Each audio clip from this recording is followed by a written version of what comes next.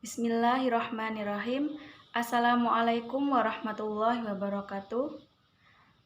Kembali lagi bersama saya Al-Ramalda Amalia dari Fakultas Ilmu Tarbiyah dan Keguruan, Program Studi Pendidikan Agama Islam. Sebelumnya, di sini saya akan melaksanakan tugas PBAK yang berjudul Prokes 5M dan Pentingnya Vaksinasi. Meski sudah lebih dari 1 tahun atau kurang lebih 2 tahun, pandemi COVID-19 masih terus menyerang penduduk dunia. Indonesia sedang mengalami penyebaran kasus COVID-19 yang meningkat secara pesat akhir-akhir ini, membuat seluruh masyarakat merasa prihatin. Pasalnya, upaya pemerintah untuk menanggulangi pandemi dan proses pemulihan ekonomi kembali dapat terganggu. Saat ini terdapat 5 varian of concern atau VOC, varian virus penyebab COVID-19 yang sudah ditemukan di dunia, yakni varian Inggris, varian Afrika Selatan, varian India, varian Brasil, dan varian California. Suatu varian disebut VOC jika sudah terbukti secara penelitian ada 1 atau lebih 3 efek yang dikhawatirkan, yakni lebih mudah menular, lebih mematikan, dan membuat efektivitas semakin berkurang. Varian virus penyebab COVID-19 yang sudah ditemukan di Indonesia, baik dari kasus impor maupun transmisi lokal, yakni varian dari Inggris, Afrika Selatan, dan dari India. Upaya untuk mengalahkan penyebaran dan penularan COVID-19 di dunia tidak mudah, namun beragam upaya terus dilakukan para ahli dan penduduk global demi mengakhiri ancaman virus corona ini. Di beberapa negara, termasuk Indonesia, pemerintah membuat pedoman dan protokol kesehatan untuk menghadapi COVID-19 dan konsisten menjaga kesehatan imun tubuh. Di negara kita, protokol kesehatan ini dikenal dengan 5M. Sudah tahu apa saja protokol 5M tersebut? Yang pertama, mencuci tangan. Rutin mencuci tangan hingga bersih adalah salah satu protokol kesehatan yang cukup efektif untuk mencegah penularan COVID-19. Untuk hasil yang maksimal, cucilah tangan setidaknya selama 20 detik beberapa kali sehari, terutama saat melakukan aktivitas sebagai berikut. Sebelum memasak atau makan, setelah menggunakan kamar mandi, dan setelah menutup hidung saat batuk atau bersin. Begini saat mencuci tangan yang baik dan benar di saat era pandemi. Basahi kedua tangan terlebih dahulu dan gunakan sabun secukupnya. Ratakan sabun dengan menggosok kedua telapak tangan. Gosok kedua punggung tangan secara bergantian. Gosok sela-sela jari tangan. Gosok bagian dalam jari dengan posisi jari tangan saling mengunci. Gosok dan putar ibu jari bergantian. Gosok memutar ujung jari tangan secara bergantian. Bilas dengan air mengalir. Keringkan dengan tisu atau handuk.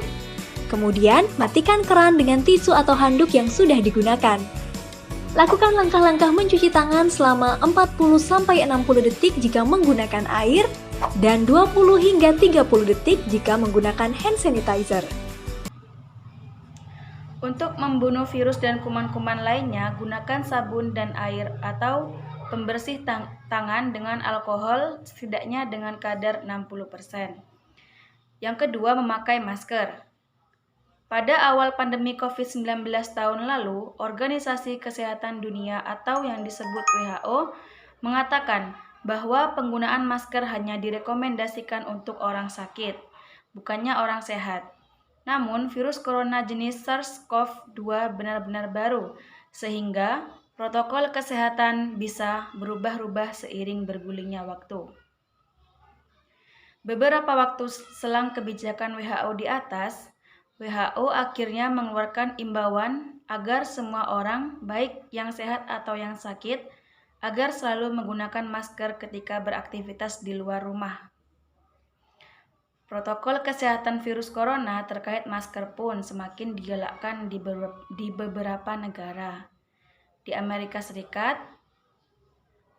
Centers of Disease Control and Prevention, pedoman terkait penggunaan masker. CDC menghimbau masyarakat Amerika Serikat harus memakai masker meski berada di dalam rumah pada saat kondisi tertentu. Yang ketiga yakni menjaga jarak. Protokol kesehatan lainnya yang perlu dipatuhi adalah menjaga jarak.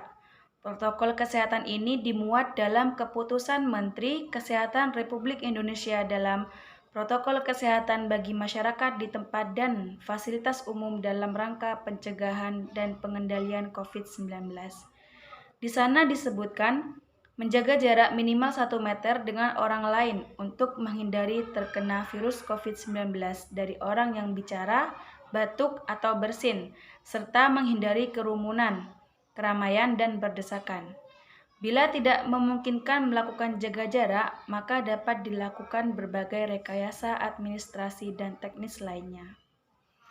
Rekayasa administrasi dapat berupa pembatasan jumlah orang, pengaturan jadwal, dan sebagainya.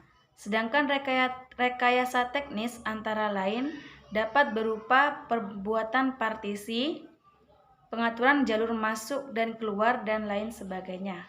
Yang keempat, menjauhi kerumunan.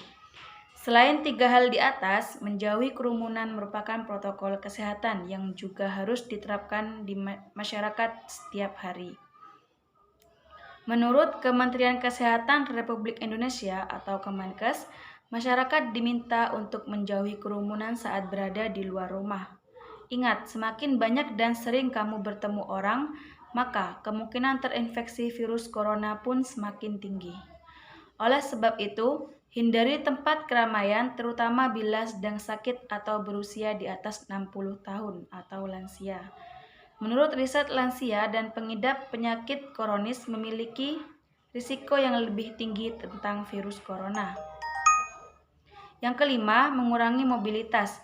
Virus corona penyebab COVID-19 bisa berada di mana saja. Jadi, semakin banyak dirimu menghabiskan waktu di luar rumah, maka semakin tinggi pula tertular virus COVID-19 ini. Oleh sebab itu, bila tidak ada keperluan yang mendesak, tetaplah berada di dalam rumah. Menurut Kemenkes, meski sehat dan tidak ada gejala penyakit, belum tentu dirimu pulang ke rumah dengan keadaan yang masih sama. Pasalnya, virus corona dapat menyebar dan menginfeksi seseorang dengan cepat. Selain itu, diharapkan seluruh masyarakat ikut mendukung program vaksinasi dengan mengikuti vaksinasi yang ada. Vaksinasi berfungsi menciptakan imunitas tubuh sehingga mampu melawan infeksi virus penyebab COVID-19. Dengan imunitas yang terbentuk, maka seseorang tidak akan jatuh pada kesakitan yang parah dan pada gilirannya menurunkan angka kematian akibat virus COVID-19.